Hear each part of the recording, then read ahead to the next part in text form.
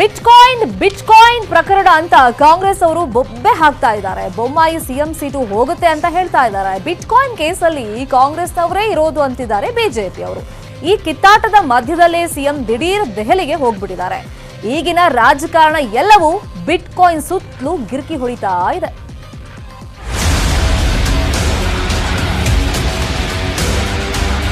Bitcoin ನಲ್ಲಿ ಯಾರೇ involve ಆಗಿರಲಿ, ಕಾಂಗ್ರೆಸ್ನವರಾರು ಇನ್ವಾಲ್ವ್ ಆಗಿರಲಿ, ಬಿಜೆಪಿಯವರಾರು ಇನ್ವಾಲ್ವ್ ಆಗಿರಲಿ, JDSನವರಾರು ಇನ್ನಾಗಲಿ, ಅವ್ರನ್ನ ಬುಕ್ ಮಾಡಬೇಕು.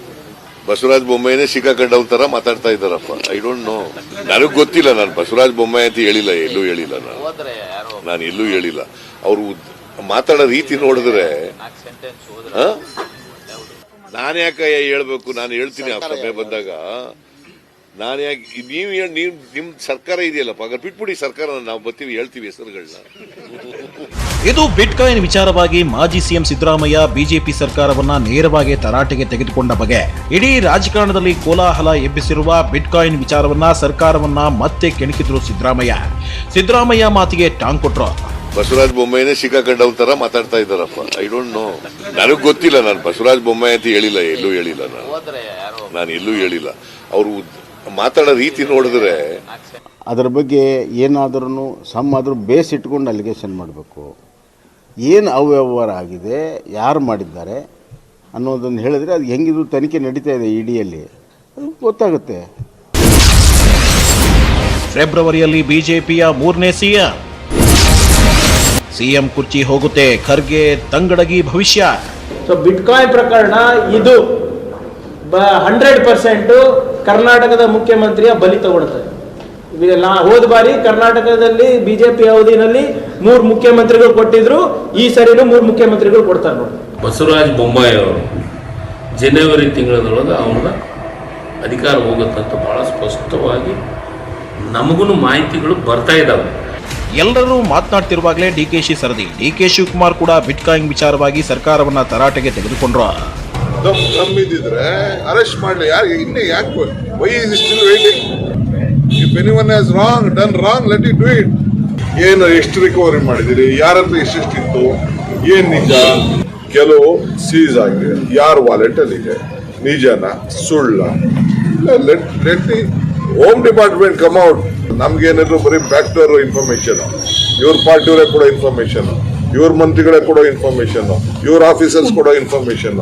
ಹೀಗೆ ಕಾಂಗ್ರೆಸ್ ನಾಯಕರು ಬಿಜೆಪಿ ವಿರುದ್ಧ ಹರಿಹಾಯವಾಗಲೇ ಬಿಜೆಪಿ ಕೂಟ ಟಾಂಗ್ ಕೊಟ್ಟಿದೆ. ಬಿಜೆಪಿ ಅವಧಿನಲ್ಲಿ 3 ಮುಖ್ಯಮಂತ್ರಿಗಳು ಕೊಟ್ಟಿದ್ರು, ಈ ಸರಿನೂ 3 ಮುಖ್ಯಮಂತ್ರಿಗಳು ಕೊಡ್ತಾರೆ ನೋಡಿ. ಪ್ರಿಯಾಂಕಾ ಖರ್ಗೆಗೆಲ್ಲ ರಿಯಾಕ್ಟ್ ಮಾಡಕ್ ಹೋಗಲ್ಲ. ಅವ್ರು ಬಿಜೆಪಿಯವ್ರು ಇದ್ದಾರೆ ಅಂತ ಬಾಯ್ಬಿಟ್ಟು ಹೇಳ್ತಿದಾರಲ್ಲ, ಒಂದ್ ಹೆಸರು ಹೇಳಿರಿ, ಬರೀ ಪುಕ್ಸಾಟ ಆಪಾದನೆ ಮಾಡಿಬಿಟ್ರೆ. ಹಾವಿ ಬುಟ್ಟಿ ಒಳಗೆ ಹಾವಿದೆ ಬಿಡ್ತೀನಿ ಅರ್ಬೇ ಬಿಡೋದು ಬೇಡ. ಇದೆಲ್ಲ 100% ಫೇಕ್. ಯಾವ ಬಿಟ್ಕಾಯಿನ್ ಇಲ್ಲ. ನನಗೆ ಬೀಟು ಗೊತ್ತಿಲ್ಲ, ಕಾಯನ್ ಗೊತ್ತಿಲ್ಲ, ಬೀಟ್ ಪೊಲೀಸವ್ರು ಗೊತ್ಕಡಪ್ಪ ಅಂತ ಮಾತನ್ನ ಹಿಂದೆನೇ ಹೇಳಿದ್ದೀನಿ ಬೊಮ್ಮಯ್ಯ. ಅಷ್ಟು ದೊಡ್ಡ ಲೆವೆಲ್ಗೆ ಇನ್ನೂ ಪ್ರಿಯಾಂಕಾ ಖರ್ಗೆ ಬೆಳೆದಿಲ್ಲ. ಯಾಕೆಂದ್ರೆ ಇನ್ನೂ ಅವರ ಅಪ್ಪ ವಿರೋಧ ಪಕ್ಷದ ನಾಯಕರಾಗಿದ್ದಾರೆ, ಸೆಂಟ್ರಲಲ್ಲಿ ಮೋಸ್ಟ್ ಸೀನಿಯರ್. ಅವರೆಲ್ಲ ಇರುವಾಗ ಇವನೊಬ್ಬ ಜೂನಿಯರು ಮಾತನಾಡ್ತಾನೆ. ಹೀಗೆ ಕಚ್ಚಾಟ ಆಗ್ತಿರುವಾಗಲೇ ಕಾಂಗ್ರೆಸ್ ನಾಯಕರ ಮಾತಿಗೆ ಕಾಂಗ್ರೆಸ್ನಲ್ಲೇ ಅಪಸ್ವರ ಕೇಳಿತು. ಅಲ್ಲಲ್ಲ, ನಾವು ಹೇಳೋಕ್ಕಾಗೋದಿಲ್ಲ. ನಾವು ತನಿಖೆ ಮಾಡಿ ಅದರಲ್ಲಿ ಅವ್ರ ಹೆಸರುಗಳು ಬಂತು ಅಂದರೆ ಆನಂತರ ಹೇಳ್ಬೋದು. ನಮ್ಮ ಊಹೆಗಳವೆಲ್ಲ. ಇದೆಲ್ಲ ಆಗೋ ಹೊತ್ತಿಗೆ ಜೆಡಿಎಸ್ ಲೀಡರ್ ಎಂಟ್ರಿ ಕೊಟ್ರು. ಸುಮ್ಮನೆ ಬೀದಿಲಿ ಕಚ್ಚಾಡೋದ್ರಿಂದ ಸತ್ಯ ಹೊರಗೆ ಬರುತ್ತಾ ಅಂತ ಪ್ರಶ್ನೆ ಮಾಡಿದ್ರು ಕುಮಾರಸ್ವಾಮಿ. ಪರಸ್ಪರ ಒಬ್ಬರ ಮೇಲೆ ಒಬ್ಬರು ಕೆಸರೆಚಾಟದಿಂದ ಸತ್ಯಾಂಶಗಳು ಹೊರಗೆ ಬರೋದಿಲ್ಲ ಅನ್ನೋದು ನನ್ನ ಅಭಿಪ್ರಾಯ.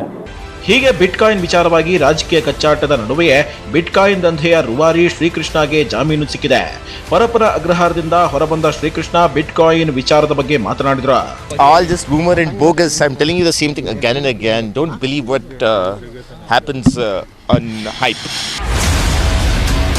ಸಿಎಂ ಬೊಮ್ಮಾಯಿಗೆ ಬಿಟ್ಕಾಯಿನ್ ಟೆನ್ಷನ್. ನಾಳೆ ಪ್ರಧಾನಿ ಭೇಟಿ, ಬಿಟ್ ವಿವಾದ ಚರ್ಚೆ ಸಾಧ್ಯತೆ. ಇಷ್ಟೆಲ್ಲ ಆಗ್ತಿರುವಾಗಲೇ ದೆಹಲಿಗೆ ಹೋಗಿರೋ ಸಿಎಂ ಬೊಮ್ಮಾಯಿ ನಾಳೆ ಬೆಳಿಗ್ಗೆ 11ಕ್ಕೆ ಪ್ರಧಾನಿ ಮೋದಿ ಭೇಟಿ ಮಾಡಲಿದ್ದಾರೆ. ಬಿಟ್ಕಾಯಿನ್ ಹಗರಣ ಮತ್ತಿತರ ವಿಷಯಗಳ ಬಗ್ಗೆ ಚರ್ಚೆ ನಡೆಸುವ ಸಾಧ್ಯತೆಗಳಿವೆ. Bureau report, news 18 Kannada. Bommai ಸರ್ಕಾರದಲ್ಲಿ ಮತ್ತೆ ಸಚಿವ ಸ್ಥಾನಕ್ಕಾಗಿ ಲಾಬಿ ಶುರುವಾಗಿದೆ. ಸಿಎಂ ದೆಹಲಿಗೆ ಹೋಗ್ತಾ ಇದ್ದಂತೆ ಸಚಿವಾಕಾಂಕ್ಷಿಗಳು ಬೆನ್ನತ್ತಿ ಹೋಗಿದ್ದಾರೆ. ಪರಿಷತ್ ಸೀಟು ಗಿಟ್ಟಿಸೋಕು ಅಭ್ಯರ್ಥಿಗಳು ಸರ್ಕಸ್ ಮಾಡ್ತಾ ಇದ್ದಾರೆ. ಹಾನಗಲ್ ಸೋಲನ್ನ ಈಗ ಸಿಎಂ ತಲೆಗೆ ಕಟ್ಟೋ ಕೆಲಸನೂ ಒಳಗೆ ಆಗ್ತಾ ಇದೆ.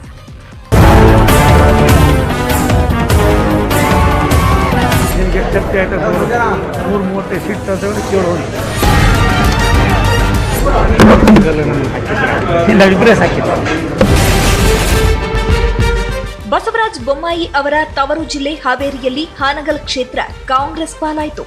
ಎಲ್ಲರೂ ಸೋಲಿನ ಹೊಣೆ ಹೊತ್ತಿದ್ರು. ಈಗ ನೋಡಿದ್ರೆ ಸಚಿವ ಸೋಮಣ್ಣ ಮತ್ತು ಶಾಸಕ ಯತ್ನಾಳ್ ಸೋಲನ್ನ ಇನ್ನೊಬ್ಬರ ತಲೆಗೆ ಕಟ್ಟಿದ್ದಾರೆ. ಹಾನಗಲ್ ನಮಗೆ ಕೊಟ್ಟಿದ್ದಿದ್ರೆ ಗೆಲ್ಲಬಹುದಿತ್ತು, ನಮ್ಮಿಬ್ಬರನ್ನೇ ಹಾಕಿದಿದ್ರೆ ಆಗ್ತಿತ್ತು. ಯಾರಿಗೆ ಹೇಳೋಣ? ಇದನ್ನ ಹೇಳಿದ್ರು ಕೇಳ್ತಾರಾ ಅಂತ ಪಕ್ಷದ ನಾಯಕರ ಮೇಲೆ ಅಸಮಾಧಾನ ಹೊರಹಾಕಿದ್ರು.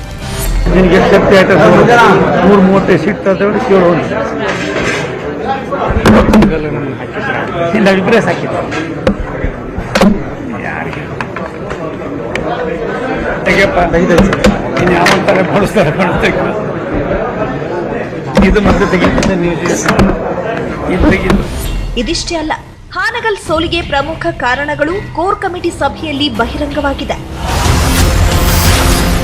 ಅಭ್ಯರ್ಥಿ ಆಯ್ಕೆ ವಿಳಂಬ ಆಗಿದ್ದು, ಶಿವಕುಮಾರ್ ಉದಾಸಿ ನಿರ್ಲಕ್ಷ್ಯ, ಸ್ಥಳೀಯ ಶಾಸಕರ ಅಸಹಕಾರ, ಶಿವರಾಜ್ ಸಜ್ಜನರ್ ಜೊತೆ ಶಾಸಕರ ಮುನಿಸು, ಕೊರೋನಾ ಟೈಮ್ನಲ್ಲಿ ಮಾನೆ ಜನರ ಜೊತೆ ನಿಂತಿದ್ದು, ಸರ್ಕಾರದ ಸಾಧನೆ ಹೇಳಲು ನಾಯಕ ಇಲ್ಲವಾಗಿದ್ದು, ಉಸ್ತುವಾರಿ ಮುರುಗೇಶ್ ನಿರಾಣಿ ಕೂಡ ಕೆಲಸ ಮಾಡಿಲ್ಲ, ಸರ್ಕಾರದ ಕಾರ್ಯಕ್ರಮ ತಿಳಿಸಲು ನಾಯಕರ ಕೊರತೆ, ಯಡಿಯೂರಪ್ಪ ವಿಜಯೇಂದ್ರ ಹೆಚ್ಚು ಪ್ರಚಾರ ಮಾಡಿಲ್ಲ, 72,000 ಲಿಂಗಾಯತ ಮತಗಳು ವಿಭಜನೆಯಾಗಿದ್ದು.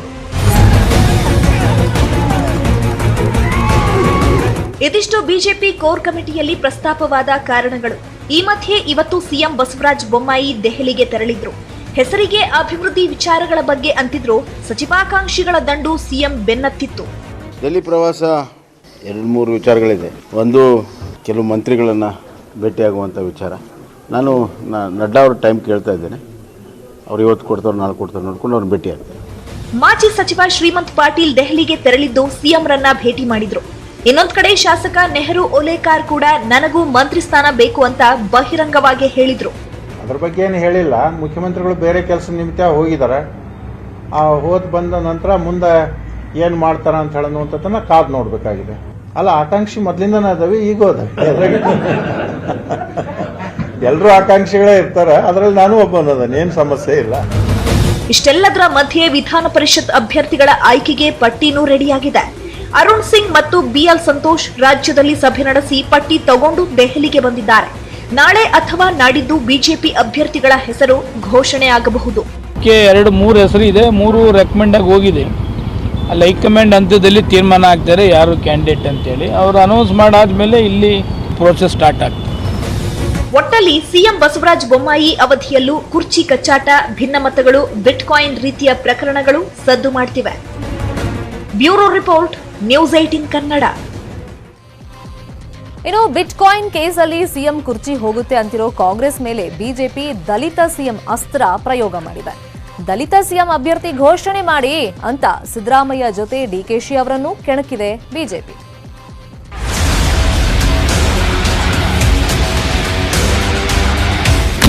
ನಾನು ಯಾರೇ ಚೀಫ್ ಮಿನಿಸ್ಟರ್ ಆಗಲಿ, ದಲಿತರಾಗಲಿ, ಹಿಂದುಳಿದವರಾಗಲಿ, ಅಲ್ಪಸಂಖ್ಯಾತರಾಗಲಿ, ಯಾರಾದರೂ ಕೂಡ ಖುಷಿ ಪಡೋಲ್ಲ.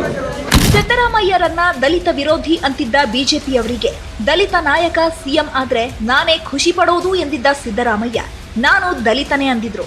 ಇದನ್ನೇ ಇಟ್ಕೊಂಡು ಬಿಜೆಪಿ ನಾಯಕರು ಸರಣಿ ಟ್ವೀಟ್ ಮಾಡಿದ್ದಾರೆ.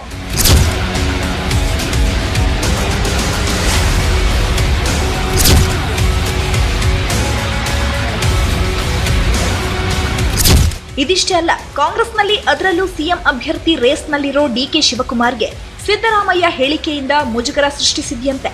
ಉರಿಯೋ ಬೆಂಕಿಗೆ ತುಪ್ಪ ಹಾಕಿದ್ರು ಅನ್ನೋ ಹಾಗೆ ಬಿಜೆಪಿಯವರು ಸರಣಿ ಟ್ವೀಟ್ ಮಾಡಿ ಪಕ್ಷ ಬಿಟ್ಟವರು ಬೇಷರತ್ತಾಗಿ ಕಾಂಗ್ರೆಸ್ ಪಕ್ಷಕ್ಕೆ ಮರು ಸೇರ್ಪಡೆಯಾಗಬಹುದೆಂದು ಭ್ರಷ್ಟಾಧ್ಯಕ್ಷ ಡಿಕೆ ಶಿವಕುಮಾರ್ ಕರೆ ನೀಡಿದ್ದಾರೆ ಅಂತ ಟ್ವೀಟ್ ಹಾಕಿದೆ.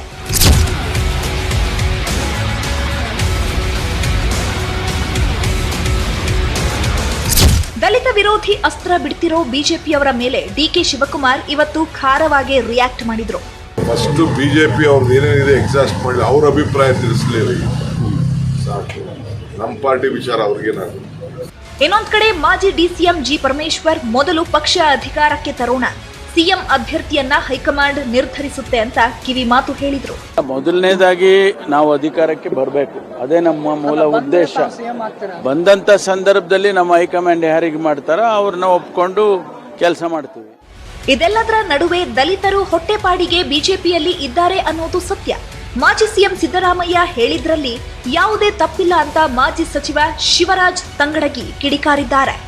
ಗೋವಿಂದ ಕಾರಜೋಳ ಅವರು, ಜಿಗಿಜಿನ್ನಿ ಅವರು, ನಾರಾಯಣಸ್ವಾಮಿ ಚಲವಾದಿ ಅವರು, ಅವರು ಹೊಟ್ಟೆಪಾಡಿಗೆ ಅದರ ಇಲ್ಲ ಅಂದ್ರೆ ಅವ್ರ ಹೊಟ್ಟೆಪಾಡಿಗೆ ಇಲ್ಲ ಅಂತ ಪ್ರೂಫ್ ಮಾಡಬೇಕಾಗಿತ್ತು. ಸಿದ್ದರಾಮಯ್ಯ ಬಗ್ಗೆ ಮಾತಾಡಕ್ಕೆ ಇವ್ರು ಯಾವ ನೈತಿಕ ಹಕ್ಕೈತಿ? ಹೋರಾಟವನ್ನು ಮಾಡೋದಾಗ್ಲಿ, ಅವ್ರನ್ನ ಕ್ಷಮೆ ಕೇಳೋದನ್ನ ಮಾಡ್ತೀವಿ ಅಂತಂತಾರಲ್ಲ, ಇಂಥವು ರಗಡು ಪಟ್ಟಿ ಮಾಡಿದ್ರೆ ನೂರಾರದವರು. ಒಟ್ನಲ್ಲಿ ಸಿದ್ದರಾಮಯ್ಯ ಹಾಕಿರೋ ದಲಿತ ಸಿಎಂ ಅಭ್ಯರ್ಥಿ ಅಸ್ತ್ರ ಈಗ ಬಿಜೆಪಿಯವರ ಜೊತೆ ಸ್ವಪಕ್ಷದವರಿಗೂ ಕಂಟಕ ಆಗಿದೆ. Bureau report, news 18 Kannada. ಇಬ್ರು ಮೋಸ್ಟ್ ವಾಂಟೆಡ್ ನಕ್ಸಲರನ್ನ ಕೇರಳದ ವಯನಾಡು ಬಳಿಯ ಸುಲ್ತಾನ್ ಬತೇರಿಯಲ್ಲಿ ಅರೆಸ್ಟ್ ಮಾಡಲಾಗಿದೆ. ಕರ್ನಾಟಕ, ಕೇರಳ, ತಮಿಳುನಾಡು ಪೊಲೀಸರಿಗೆ ಬೇಕಾಗಿದ್ದ ಶೃಂಗೇರಿ ಮೂಲದ ಬಿಜಿ ಕೃಷ್ಣಮೂರ್ತಿ ಹಾಗೂ ಸಾವಿತ್ರಿಯನ್ನ ಬಂಧಿಸಲಾಗಿದೆ. ರಾಜ್ಯದಲ್ಲಿ ನಕ್ಸಲರ ಪಡೆಯನ್ನೇ ಕಟ್ಕೊಂಡಿದ್ದ ಕೃಷ್ಣಮೂರ್ತಿ ಮಲೆನಾಡು ಭಾಗದಲ್ಲಿ ಗುರುತಿಸಿಕೊಂಡಿದ್ರು. ಇನ್ನು ಚಿಕ್ಕಮಗಳೂರಲ್ಲಿ ಆಕ್ಟಿವ್ ಆಗಿದ್ದ ನಕ್ಸಲ್ ನಾಯಕ ಕೃಷ್ಣಮೂರ್ತಿ ಹೋರಾಟಕ್ಕೆ ಹಿನ್ನಡೆಯಾದ ಕಾರಣ ಎಸ್ಕೇಪ್ ಆಗಿದ್ದ. ಸುಮಾರು 21 ವರ್ಷಗಳಿಂದ ಭೂಗತನಾಗಿದ್ದ ಕೃಷ್ಣಮೂರ್ತಿ ಜೊತೆಗೆ ನಕ್ಸಲ್ ಹೋರಾಟಗಾರ್ತಿ ಸಾವಿತ್ರಿಯ ಬಂಧನವೂ ಆಗಿದೆ.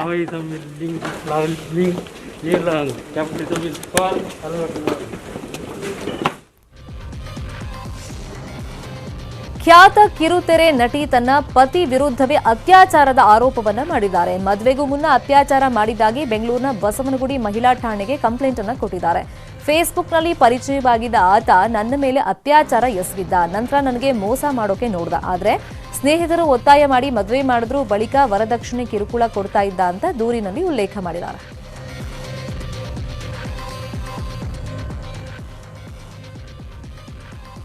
ತಮಿಳುನಾಡಿನಲ್ಲಿ ಮತ್ತೆ ಬಿಟ್ಟು ಬಿಡದೆ ರಣ ಮಳೆ ಆಗ್ತಾ ಇದೆ. ಚೆನ್ನೈ ಮಹಾನಗರದಲ್ಲಿ ರಸ್ತೆಗಳೆಲ್ಲ ಮತ್ತೆ ಜಲಾವೃತವಾಗ್ತಾ ಇದೆ. ಇದುವರೆಗೂ ಮಳೆಗೆ ಸತ್ತವರ ಸಂಖ್ಯೆ 11ಕ್ಕೆ ಏರಿಕೆಯಾಗಿದೆ. 4 ಜನ ನಾಪತ್ತೆಯಾಗಿದ್ದಾರೆ.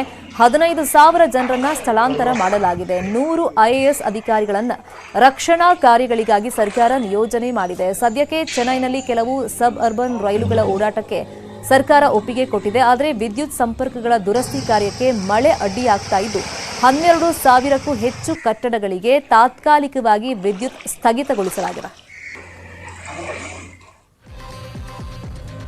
ಮುಂದಿನ ವರ್ಷ ಉತ್ತರ ಪ್ರದೇಶ ವಿಧಾನಸಭಾ ಎಲೆಕ್ಷನ್. ಯೋಗಿ ಸರ್ಕಾರ ಮತ್ತೆ ಅಧಿಕಾರಕ್ಕೆ ತರಬೇಕು ಅನ್ನೋದು ಪ್ರಧಾನಿ ಮೋದಿ, ಅಮಿತ್ ಶಾ ಮಹದಾಸೆ. ಹೀಗಾಗೇನೆ ಖುದ್ದು ಅಮಿತ್ ಶಾ ಅವರೇ ಅಖಾಡಕ್ಕೆ ಇಳಿದಿದ್ದಾರೆ. ನಾಡಿದ್ದು ಅಂದ್ರೆ ನವೆಂಬರ್ 12ನೇ ತಾರೀಕು ಏಕಕಾಲಕ್ಕೆ ಉತ್ತರ ಪ್ರದೇಶದ 700 ಬಿಜೆಪಿ ಮಹಾನಾಯಕರ ಜೊತೆಯಲ್ಲಿ ಅಮಿತ್ ಶಾ ಸಭೆಯನ್ನ ಮಾಡ್ತಾ ಇದ್ದಾರೆ.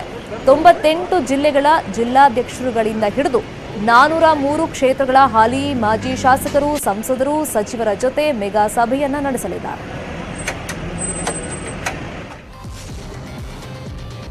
ಮತ್ತಷ್ಟು ಸುದ್ದಿ ನೋಡೋಣ ಬ್ರೇಕ್ ಆದ್ಮೇಲೆ.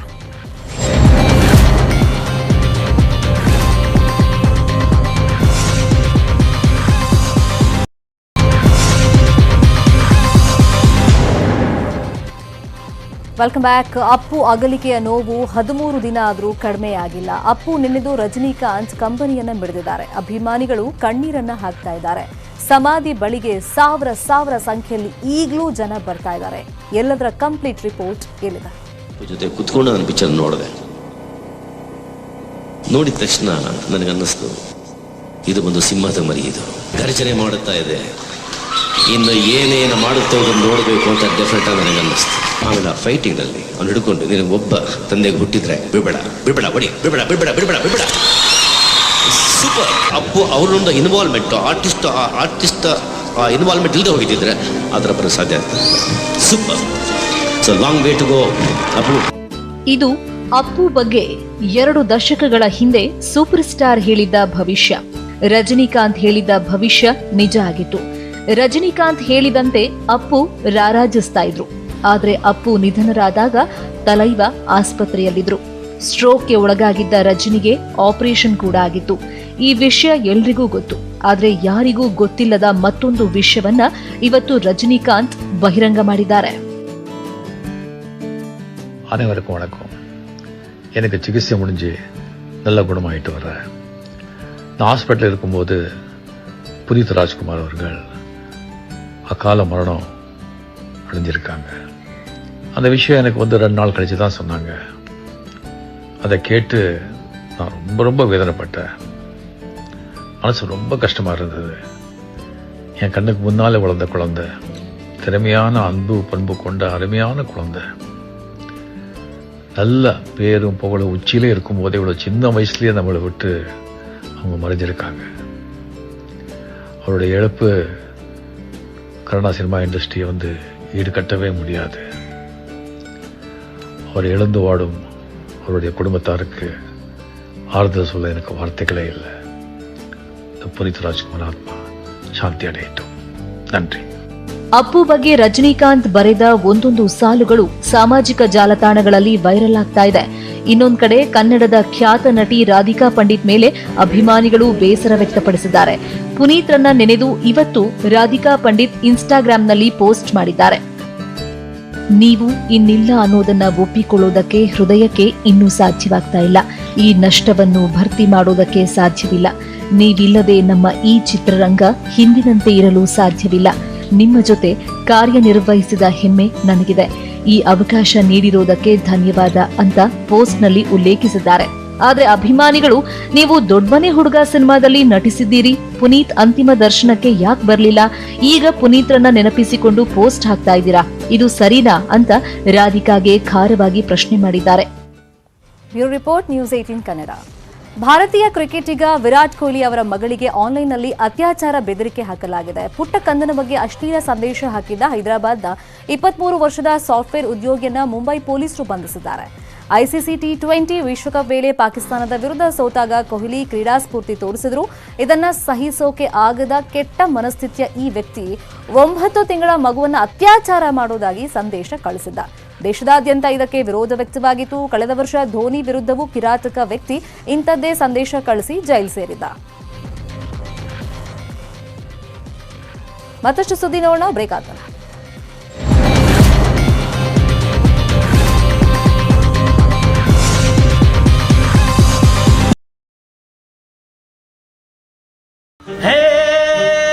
ಕನ್ನಡವಿದು ಕನ್ನಡ.